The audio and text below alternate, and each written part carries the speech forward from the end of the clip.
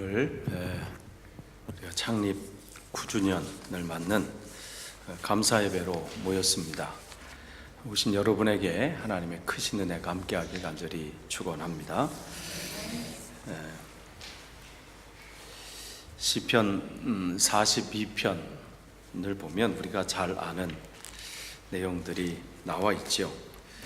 그 시작은 이렇게 시작합니다. 하나님이여, 사슴이 시냇물을 찾기에 갈급함같이 내 영혼이 주를 찾기에 갈급하나이다. 이게 시편 42편 1절인데, 이 본문은 초대교회에 예수 그리스도를 믿는 것 때문에 핍박을 받았던, 그래서 지하교회에 숨어서 하나님을 예배할 수밖에 없었던 그 사람들이 정말 그 마음에 붙잡고 있었던 말씀이 바로 이 42편입니다. 그래서 그들에게는 이 사슴, 이 심볼이 자기가 예수 그리스도를 믿는 크리스찬으로서의 굉장한 심볼이었습니다. 그래서 그들은 그러한 고난, 지금 어느 정도의 고난이 아니에요. 정말 예수 믿는 것 때문에 모든 삶이 바뀌어져 버리고 고난과 고통 속에 살아가는 그들이 빛을 바라보지 못하는 그 캄캄함 속에서도 그들은 늘 고백하는 게, 하나님이여, 사슴이 시냇물을 찾기에 갈급함같이 내 영혼이 주를 찾기에 갈급합니다. 정말 이거는 그냥 어디서 암송 구절에서 외우는 것이 아니라 그의 삶 속에서 우러나오는 그러한 정말 고백이지요. 그럼에도 불구하고 때로는 그 상황 속에서 힘드니까 뭐라고 고백하냐면, 온종일 사람들이 나더러 이르되 내 하나님이 어디 있느냐. 왜냐하면 하나님이 계시다면 네 삶이 이럴 수 있겠느냐? 이런 질문이야. 하나님이 살아계시면 내 삶이 이렇게 힘드냐? 정말 지금 너의 이 꼴이, 너의 지금 이 형편이 하나님이 계신 건 증거냐? 이렇게 조롱하듯이 한 번이 아니라 그들이 종일 나더러 이르되 내 하나님이 어디 있느냐. 그럴 때 낭망할 만한데 자기 위로하는 것이 바로 이거죠. 내 영혼아, 오늘 이거예요. 내 영혼아, 내가 어찌하여 낙심하며 어찌하여 내 속에서 불안해하는가. 너는 하나님께 소망을 두라.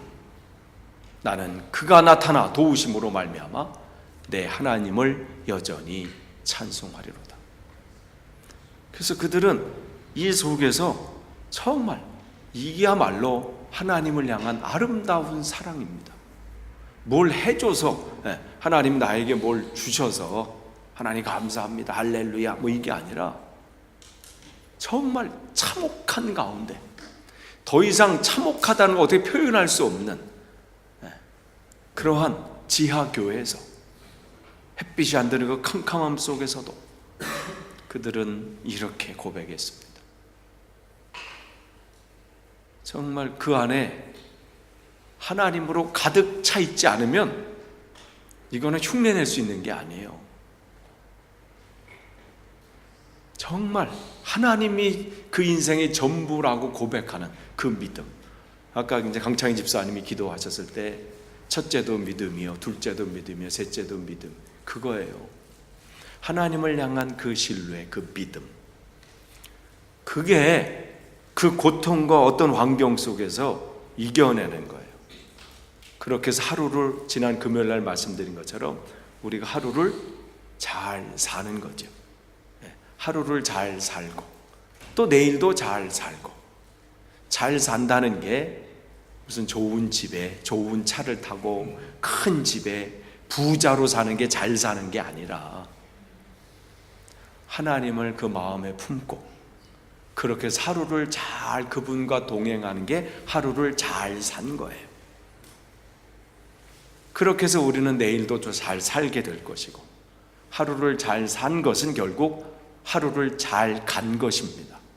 잘 간 거예요. 하루를 잘 간 거지요. 그래서 어떻게, 어디로?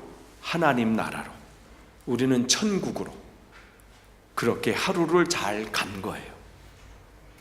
그래서 그 날을 가기까지, 하나님 나라에 가기까지 우리는 하루를 잘 살아야 되고 하루를 잘 가야 됩니다.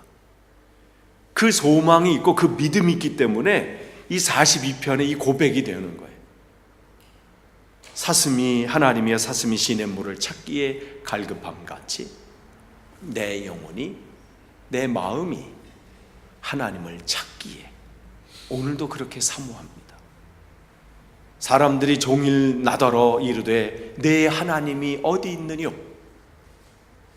이렇게 조롱하듯이 그렇게 질문하고 그렇게 자기에게 핍박하고 자기에게 다가올 때도 나는 내 영혼에게 말합니다. 내 영혼아, 내가 어찌하여 낙심하고 어찌하여 내 속에서 불안해하는고? 너는 하나님께 내 소망을 두라. 정말 그 안에 하나님으로 가득 찬 사람들이죠. 그러니까 그 가운데서도 이 평안을 누릴 수가 있는 거예요. 마음이 평안해야지 결심한다고 되나요? 안 돼요. 바로 오늘 그래서 본문은 바로 이것을, 그 마음의 평안이 어디서 오는지를 보여주시는 말씀입니다. 그래서 주님께서 이제 마가복음 이제 11장 1절을 시작하면서 그들이 예루살렘에 가까이 와서 감람산 벳바게와 베다니에 이르렀을 때 예수께서 제자 중 둘을 보내시며 11장서부터 이제 쭉 이어하는 11장, 12, 13, 14장까지 이 장은 정말 이제 주님이 마지막 때 고난받는 일주일 동안의 그 상황을 기록하고 있는 겁니다. 11장서부터 15장까지. 그러니까 이 3분의 1, 그러니까 마가복음의 3분의 1이 요 주님이 십자가 지시기 일주일 요 안에 기록들입니다. 그러니까 특별히 이 11장서부터는 굉장히 중요하다는 것을 알 수가 있겠지요. 그러면 이 11장서부터 이제 시작되는 이것이 우리는 그냥 지나갈 뿐이 아니라 이 부분이 굉장히 주님이 무엇을 하고자 하는 것이 담겨져 있는 귀한 내용입니다. 그래서 그들이 그러니까 10장과 이어지면서 그들이 이제 그 10장 전에는 뭐 했어요? 그 바디메오가 눈이 안 보였는데 그 통해서 주님 내가 보기를 원합니다. 보지 못하면 못 쫓아가니까. 그럴 때 그들이 눈이 띄어지고 그는 예수님을 쫓았습니다. 그리고 이어지는 거예요. 그리고 그들이 예루살렘에 가까이 왔다. 이렇게 됩니다. 거기서 주님이 이제 제자들에게 둘을 보내는 거예요. 둘을 보내면서 너희는 맞은편 마을로 가라.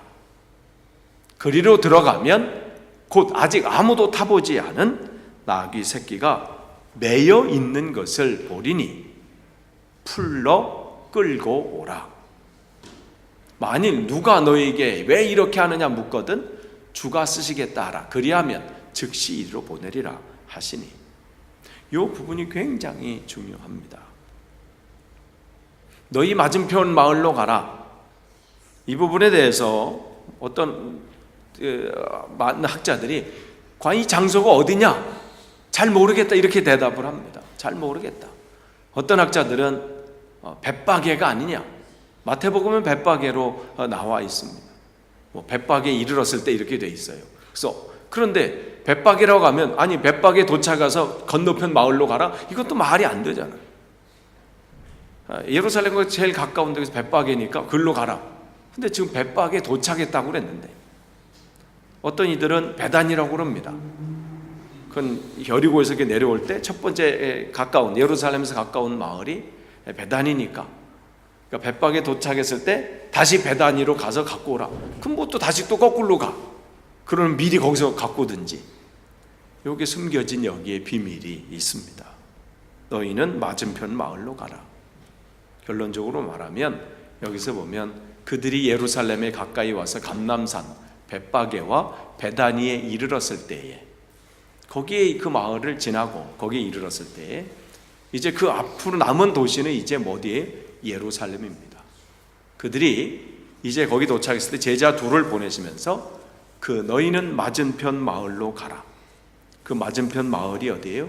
거기가 예루살렘입니다. 그곳에 보내시면서, 그런데 왜 그동안은, 그 전에도 마찬가지죠. 마가복음 30장에 보면 주님께서 내가 지금 예루살렘으로 올라가니 거기서 올라가면 내가 앞으로 이러한 일들을 만날 것이다. 분명히 예루살렘이라고 말씀을 하셨는데 왜 여기서는 그 예루살렘이라는 말을 하지 아니하시고 그냥 건너편, 저 맞은편 마을로 가라 이렇게 말씀을 하셨나요? 거기에 귀한 또 비밀이 있습니다. 그래서 성경에 특별히 성경의 귀한 대목들을 이렇게 지나갈 때마다 굉장한 것을 거기에 담고 있습니다. 마태복음 4장도 주님께서 공생애 정말 오피셜한 그러한 일들을 하시기 전에 무슨 일이 있었냐면 주님께서 마귀에게 시험을 받는 장면이 나오지요. 그 장면이 그냥 나오는 게 아니에요. 앞으로 주님께서 어떠한 삶을 사실 것인지를 분명히 거기 3가지 시험을 통해서 분명히 미리 요약해 주는 거예요. 그러니까 요약하면 뭐예요? 나는 하나님의 뜻이 아니고서는 아무것도 하지 않겠다는 분명한 예수님의 삶의 원칙을 거기에 분명히 보여주죠. 그리고 시작되는 게 이때로부터 주님께서 회개하라, 천국이 가까이 왔다. 이렇게 한 대목이 이렇게 딱 장면이 바뀌거든요. 오늘 이 11장 1절도 귀한 장면입니다. 거기에 올라갈 때 너희 맞은편 마을로 가라. 건너편 마을 어디냐면 예루살렘입니다. 그럴 때 거기에 보면 뭐가 있냐면 아무도 타보지 않은 나귀 새끼가 있는데 거기에 그 나귀 새끼가 어떻게 돼 있어요? 매여 있다 이렇게 돼 있어요. 매여 있다. 묶여 있다. 묶여 있어. 근데 그 뭐라고 명령하시냐면 묶여 있는 그 나귀 새끼를 풀어서 내게로 데리고 와라. 이 말씀을 하십니다. 사람마다 아까 우리가 시편의 고백처럼 정말 때로는 신앙생활 하지만 그 가운데 아니더라도 그냥 살아가면서 고민들이 많지요. 염려들이 있고 걱정들이 있습니다. 대학을 이제 공부하면서도 걱정이 있을 거고 내가 과연 이 대학 공부를 끝나고 어떻게 될까? 직장은 제대로 얻을 수 있을까? 이런 것들. 또 공부를 앞에 둔 사람들은 또 내 이 학업을 잘 따라갈 수 있을까? 공부에 대한 걱정이나 두려움이나 염려도 있겠지요.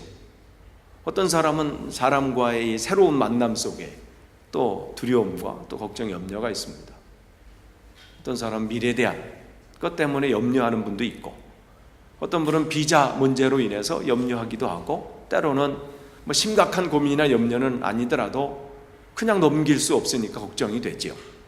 사람마다 각자 다 염려가 있고 걱정이 있고 또 두려움이 있습니다. 그걸 피한다고 해서 되는 게 아니라 안 해야지 한다고 하는 게 아니라 내려놓은 것 같아도 이제 없어졌다고 해도 어느 순간 불쑥 그 두려움이 원인을 모를 어떤 두려움들 그런 걱정들이 내 앞에 나타날 때가 있지요. 그러면 아까 말한 것처럼 내 영혼아 내가 어찌하여 낭망하며 어찌하여 내 속에서 불안해하는가. 영혼이 뭐예요? 영혼이 우리의 마음입니다. 즉 마음이 두려워한다는 거예요. 마음이.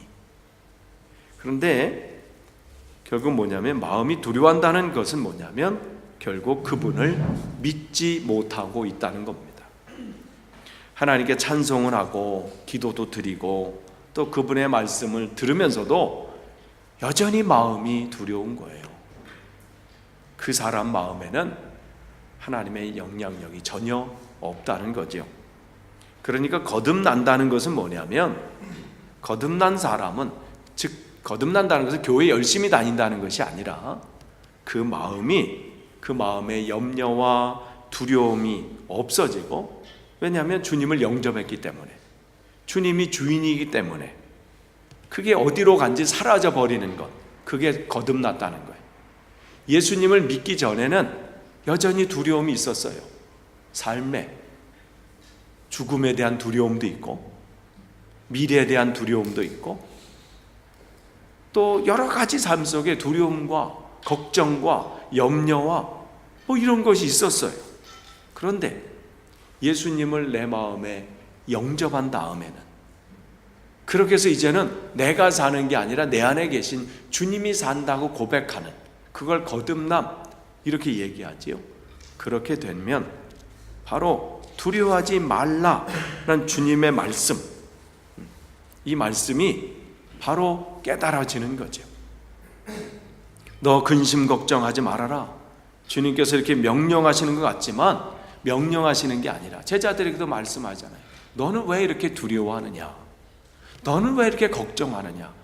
명령이 아니라 나를 네 안에 영접하면, 내 안에 모시면 그 근심은 주님께서 짊어지신다는 거예요. 그 두려움은 주님께서 가지고 가신다는 거예요. 즉 주님을 영접한 그 사람이 두려워하지 않게끔, 근심하지 않게끔 주님이 하시겠다는 주님의 제안입니다. 주님의 우리의 말씀입니다. 우리는 두려워할 수밖에 없는 존재예요. 새로운, 가보지 않았으니까 미래에 대해서, 미래가 우리가 안 가봤으니까 두렵지요. 그러나 내 안에 주님께서 오셔서 정말 내가 내 주인이다, 이 말씀을 하시는 거예요. 그러니까 여러분께서 두려워하지 말라라는 주님의 말씀을 들으실 때, 이제부터 내가 두려워하지 말아야지, 내가 이제부터 걱정하지 말아야지, 그렇게 결심한다고 되나요? 안 되잖아요. 안 됩니다.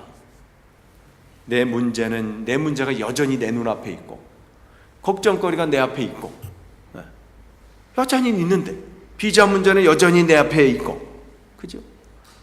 학업은 공부해야 될 물량들, 공부해야 될 것도 내 앞에 있고, 돈 문제도 여전히 내 앞에 있어. 그러니까 두려움을 안 한다고 해서 안 되나요? 돼. 말씀 들을 때는 주님 이제부터 안 두려워하겠습니다 하고 또 결심했어.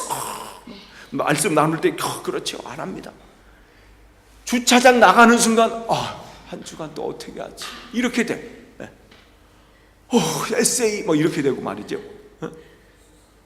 직장 가서는 어떻게 되나, 그 인간을 또 어떻게 봐야 되나, 이런 거 막 걱정되면 막 끌고 다니는 거예요. 걱정. 그럼 안 돼요. 우리가 된다고 됐으면 벌써 달라졌지. 안 되는 거예요. 그럼 어떻게 되느냐 이거예요. 그럼 포기해? 안 되니까 말아 그냥. 에이 이제 내 마음대로 망가지리라, 이렇게 안 되는 거예요. 어떻게 하냐 말이에요. 그 말씀이 뭐예요? 나를 지금 내 안에 주인으로 영접해라, 이 말씀으로 들려야 돼요. 그래서 주님께서 건너편 마을로, 그전까지는 왜 예루살렘이라고 말씀하셨다고 왜 여기서는 건너편 맞은편 마을이라고 말씀하세요?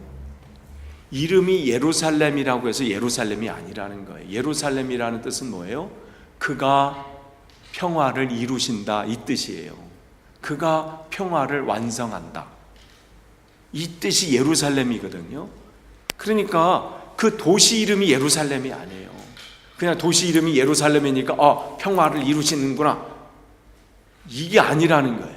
그 안에 예수님이 들어가셔서 주인이 되실 때에 비로소 그 땅이, 그 도시가, 예루살렘이 진짜로 된다는 거죠. 그러니까 이것은 그 동네 이야기도 아니고 그 도시 이야기가 아니라 이 예루살렘을 통해서 우리 마음을 얘기하시는 거예요. 우리 마음이, 내 마음이 그냥 교회 다닌다고 해서 내 안에가 예루살렘, 즉 평화가 이루어지는 게 아니에요. 내 안에 주인이신 예수님을 내가 믿어야 그때 비로소 내 마음이 예루살렘, 즉 평화가 이루어지는 거예요. 걱정 안 한다고 내가 결심해야지 되는 게 아니라 내 안에 주님이 오셔야, 주인으로 오실 때 비로소 그가 내 걱정을 가지고 가버리시고 내 염려를 사라지게 만드십니다. 그러니까 주님께서 그 건너편 마을로 가자, 즉 예루살렘이라고 말씀하신 거 아닌 것은 주님이 가시기 전까지는 그냥 건너편 마을인 거예요. 그래서 오늘 주님 본문 속에 있는 그 말씀을 하나하나 보길 원합니다. 예수님께서 마지막 주간에, 이제 고난 주간에 갈릴리 지방에서 이제 여리고를 지나서 지금 예루살렘에 오셔서 감람산 벳바게와 베단이 이르렀을 때 두 제자를 보내시는 것으로서 이제 고난 주간에 주님의 사역이 시작이 되십니다. 감람산 벳바게와 베단이 그럼 예루살렘이 건너편에 보이는 그러한 마을입니다. 그래서 건너편 마을이 어디냐? 맞은편 마을이 어디냐? 그것이 바로 예루살렘이지요. 그런데 다른 때는 그냥 예루살렘이라고 하면 올라가셨는데 그날만은 예루살렘으로 가라 이렇게 말씀하지 아니하시고 건너편 마을로 가라 이렇게 말씀하셨습니다. 우리가 왜 성경에서 예수님께서 왜 예루살렘이라는 지명을 쓰지 않으셨는가를 생각을 못하고 그냥 건너편 마을로 가라니까 가셨나 보다, 뭐 끌고 오라니까 또 끌고 왔나 보다 이렇게 된 거 아니에요. 본문을 유심히 보면 예루살렘인데 예루살렘이라 하지 않고 가서 나귀 새끼를 풀어오라. 그런데 만일 누가 너희에게 왜 이렇게 하느냐 묻거든, 누가 묻기는 누가 물어요? 주인이 묻겠죠, 그죠? 근데 주인이라는 말을 안 하셔. 그러니까 여기 단어 속에 정말 담겨져 있는 것이 굉장히 있어요. 그냥 요 상황을 얘기하려고 하는 게 아니라 이걸 통해서 이거를 따라가고 있는 제자들, 즉 크리스찬인 우리들이 어떻게 삶을 살아야 되는지를 보여주시기 위해서 기록하신 거예요. 뭐라고 말씀하면 어떤 사람이 왜 이걸 가지고 가느냐고 묻거든 뭐라고 말씀하세요? 주인이 쓰시겠다 하라. 아니 누가 주인이야? 주인이 그건 맡겨놓은 건가? 옛날에 사놓고 묶어놓고 오셨는데 깜빡해서 야 내가 깜빡했다, 야 그때가 갖고 왔어야 되는데 이제 생각냈네, 이게 아니잖아. 거기다 담겨져 있는 거야. 묶여있는 나귀 새끼를 보는데 누가 쓰시겠다고 하면 주인이 쓰시겠다 하라. 그러면 그 사람이 줄 것이다, 그거예요. 예수님이 주인이라는 말씀을 지금 하고 계시는 거예요. 그러니까 우리가 이 상황에서 이 담겨져 있는 것이 비밀입니다. 말씀하신 대로 제자들이 가봤더니 어떻게 했어요? 묶여있는 나귀 새끼를 보게 되고 또 풀어가지고 왔습니다. 풀어와서 거기에 자기의 옷들을 엽히고 뭐라고 성경을 기록하고 있습니까? 가지고 오니까 제자들이 가서 먼저 풀어서 예수께 말한데 이에 허락하는지라 가지고 온 거예요. 거기 서 있는, 그러면서 나귀 새끼를 예수 끌고 와서 자기들의 겉옷을 그 위에 얹어 놓음에 예수께서 타시니 이렇게 기록하고 있지요. 그러니까 주님께서 묶여있는 그 삶을, 그 나귀 새끼를 가지고 왔을 때 주님께서 그걸 타셨다, 성경은 이렇게 기록하고 있습니다.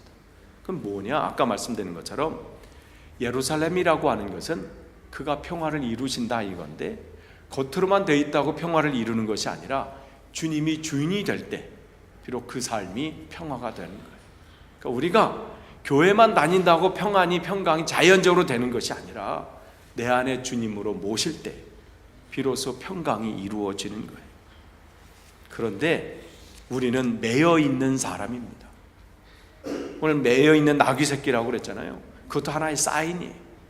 우리 인생이 뭔가에 매여 있습니다. 뭐에 매여 있어요? 어떤 사람은 세상의 것에 매여 있고, 어떤 사람은 사단에 매여 있고, 죄에 매여 있고, 죽음에 매여 있습니다. 그러니까 우리는 두려워하는 거예요. 죽음에 대한 두려움이 있지요. 미래에 대한 두려움이 있고, 뭔진 모르지만, 그 이유는 뭔진 모르지만 뭔가에 매여 있어서 내 마음이 너무 괴로워. 뭔가 알았으면 좀 난데 뭔지 모르는데 내 삶이 뭔가에 짓눌려 있는 것 같고, 뭔가 때문에 늘 힘들고, 정말 헤어나올 수 없는 그런 거에 매여 있는 우리들이 있어요. 사람마다 뭔가에 매여 있지요. 그래서 삶이 정말 힘겨워. 하루하루가 너무 힘겹습니다. 그러게 또한 그렇게 사는 것이 그게 인생인 것 같이 그냥 매여 있는 게 그게 인생이려니 그렇게 사는 우리들을 보게 됩니다. 그냥 내 살 바운더리가 여긴 줄 알고 그냥 매여 있는 인생. 나귀 새끼는 그게 뭔지 모르고 그냥 살아가는 거지요. 사람마다 그렇습니다. 뭔가 죄에 매여 있는데도 이걸 해결할 생각을 안 하고 이게 인생이려니 하고 그냥 사는 거예요. 주님은 오셔서 너 인생이 그게 아니라고 말씀하시는 거예요. 매여 있는 게 너의 인생이 아니다. 나는 그 매여 있는 것을 풀어주기 위해서 내가 이 땅에 왔다고 말씀하시는 거예요. 묶여 있는 상황에서는 너는 아무리 평안하려고 해도 안 된다는 거예요. 뭔가에 사로잡혀 있는데 난 평안해야지, 걱정을 없애야지, 이제부터 나는 내 마음의 평안을 이룰 거야. 안 된다는 거예요. 묶여 있는 게 풀리고 네가 나한테 올 때 비로소 너는 내가 이 땅에 온 목적들이 이룬다는 거예요. 그래서 주님께서 그 나귀 새끼를 타시잖아요. 탄다, 이걸 물론 스가랴 선지자를 통해서 예언하신 말씀이에요. 우리가 스가랴를 통해 봤죠. 스가랴 선지자를 통해서 그가 메시아가 올 텐데 그는 나귀 새끼를 타고 갈 것이다. 이미 예언한 말씀은 이루시는 그 말씀이지만, 그러나 이 나귀 새끼가 알았겠어요? 묶여있는 자기가 풀림을 당하고 또한 메시아이신 예수 그리스도가 자기를 타고 갈 거를 알았나요? 몰랐지요. 우리 인생도 마찬가지입니다. 묶여있는 인생으로 살면 그냥 그렇게 살다가 끝나는 거예요. 그냥 이 땅에 80년, 100년 이렇게 살다가 그 가운데 조금 경쟁에서 이기면, 경쟁에서 이기고 해가지고 이기면 좋은 차는 타고 다니겠지요. 타고 다닐 거예요. 온유가 볼 때 제가 찬 세도나 제일 좋은 차야. 그냥 크니까. 말씀드렸잖아요. 그 꼬마의 그 다음에 금요일로 왔던 이한이 갔던 현호, 그 삼형제 중에 그 셋이 뒤에 딱 탔는데 나름 걔네들 심각한 대화를 뒤에서 막 나눠요. 그 5살 셋이 하면서 한 애가 내가 우리 아빠 돈 많이 벌면 10,000파운드짜리 차를 살 거야. 그러니까 한 애가 이 어벤져스 거기 나온 있잖아, 이게 이렇게 손 불나가는 사람이 누구야 이게? 예? 예? 아이언맨 그 사람 이름을 대면서 하면서 그 무슨 준이요? 그 사람은 돈이 많아서 그보다 더 큰 차를 살 수 있어. 나름 자기가 아는 지식들을 다 동원해가지고 그 3명 5살짜리 셋이 막 들으면서 참 제 나름대로 심각하게 얘기하는데 너무 웃겨. 그래서 그 사람은 더 큰 차를 살 수 있고, 그러니까 10,000파운드보다 더 큰 차? 이러면 얘기해. 걔네들 사람들 10,000파운드는 굉장히 큰 거야. 제가 들어도 이렇게 웃긴데, 하나님이 우리의 삶을 보면서 내가 좋은 차를 탔어, 넌 까불지 마 이러면, 우리 집은 이렇게 커, 5베드, 10베드, 너네만 3베드, 만 싱글? 그리고 왜 사니? 이렇게 막 하면 하나님 보실 때 얼마나 웃길까. 그 5살짜리는 심각하게 얘기해요. 걔는 농담하는 것도 아니고 셋이 10,000파운드 얘기하고, 그 주니어는 그 아이언맨 그 사람은 돈이 엄청 많아서 더 큰 집을 살 수 있고, 얘는 또 더 큰 얘기해. 옆에 있는 애는 이만큼 집도 살 수 있어. 이렇게. 내가 그러면서 참 그때 녹음 못한 게 안타까워. 그냥 녹음 둬서 굉장히 재밌었을 거야. 정말 하나님 보실 때도 맞아요. 묶여있는 삶이 그게 묶여있는, 그냥 이 땅이 전부인 거야. 그래서 이 땅에서 사는 거야. 빙빙 돌면서 묶여있는 것. 하나님은 그런 걸 원하시는 게 아니라 노임을 받아서 하나님의 목적 가진 곳에 쓰임받기를 원하는 것이 하나님의 꿈이에요. 풀어서 끌고 와라. 묶여있는 우리를 주님은 푸시기를 원하셔요. 이 세상에 물질에 묶여서 그냥 물질에 사로잡혀서 사는 인생이 아니고 나오고, 남과 경쟁해서 높은 자리에 올라가는 게 묶여서 사는 인생, 크게 내 인생 거기 소비하지 말라는 거야. 다 인생 허비하지 말고 뭔가에 묶여서 사는, 거기서 왜 두려워하고 걱정하며 염려하면서 너 인생을 왜 그렇게 사느냐? 여러분 언제 그 두려움이 다 사라질까요? 걱정은 언제 다 사라질 것 같아요? 내년이면 좀 나아질까요? 내후년? 한 10년 후면 모든 걱정이 다 사라지실까요? 언제쯤? 안 끝나요. 또 다른 걱정, 염려가 있지요. 주님은 내게로 오라는 거예요. 그러면 주님께서 타시고, 주님께서 타셨잖아요. 그리고 목적하신 예루살렘으로 들어가셔요. 우리의 인생이 이렇게 살라는 거예요. 거기에 묶여서 사는 게 아니라 나에게 와서 하나님이 주시는 건 평강과 평안으로 내가 너를 통해서 내가 목적하신 일로 내가 가겠다는 거예요. 여기 나귀가 꿈엔들 생각했겠어요? 그 인생 그냥 묶여서 거기서 그냥 사는 것, 기껏 밭이나 갈다가 뭐 이 정도 사는 것으로 알겠지요. 그러나 주님이 그를 타시고 목적하신 그 예루살렘을 향해서 걸어가고 있는 나귀 새끼를 기억하십시오. 우리의 인생이 이렇게 돼야 돼요. 이 땅에서가 전부가 아니에요. 우리는 하나님의 나라를 향해서 가고 있는, 예전에는 우리 죄에 묶여 있었어요. 사단에 묶여 있었죠. 그래서 죽음이 두려운 거예요. 죽으면 어떻게 하나? 가다가 사고 나면 어떻게 되나? 교통사고 나면 어떻게 하지? 아니, 사고 나서 하나님 앞에 가면 되지. 사고가 문제가 아니라 내 안에 주님을 모셨느냐가 문제예요. 좋은 대학 못 가면 어떡하지? 직장 못 들어가면 어떡하지? 아니, 못 들어가는 게 문제가 아니라 내 안에 주님이 안 계신 게 문제야. 정말 문제는 생각 않고 엉뚱한 것에 묶여서 매여서 그게 인생의 전부인 양 그렇게 산단 말이지. 좀 풀어서 갖고 와라. 그를 타고 가시면서 하나님 목적한 곳에 쓰임받는 거예요. 하나님은 이 말씀을 통해서 우리 교회가 더 이상 내 인생의 문제에 묶여서 그게 전부인 줄 알고 그렇게 사는 그런 교회가 되기를 원치 않으십니다. 하나님, 나 묶여있는 걸 하나님 앞에 드립니다. 그럼 풀고 끌고 오라. 우리가 어떻게 어딘 줄 알고 주님 앞에 가겠어요? 주님, 나 안에 묶여있는 것을 해결해 주십시오 할 때 주님이 오신다는 거예요. 정말 주님, 내가 지금 이게 묶여서 내 인생이 이렇게 괴롭고 힘들고 내가 두려움 속에 사는데 주님, 내가 주님 앞에 가기를 원합니다 고백할 때 어떻게? 주님이 오시는 거예요. 다른 종교는 찾아가지요. 뭐 108번뇌를 하든지 뭐 3000배를 하든지 그렇게 찾아가는 거예요. 그럼 2999 하면 못 가? 안 되는 거예요. 그럼 기독교 뭐예요? 주님이 오셔요 우리에게. 그래서 은혜죠. 그게 은혜예요. 우리가 하나님이 어디 계신 줄 알고 가겠어요? 이쪽으로 가면 있나요? 어느 쪽? 내가 주님 앞에 가겠습니다 고백할 때, 주님 나를 불쌍히 여겨주십시오 하고 고백할 때 그때 오시는 거예요.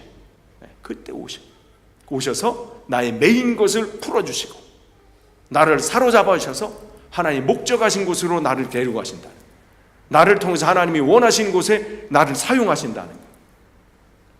끝으로 한 가지만 더 말씀하고 마치겠습니다. 두 제자를 보내셨어요. 가서 봐라. 묶여있는 것을 봐라. 그리고 끌고 와라. 바로 우리 교회가 이렇게 해야 합니다.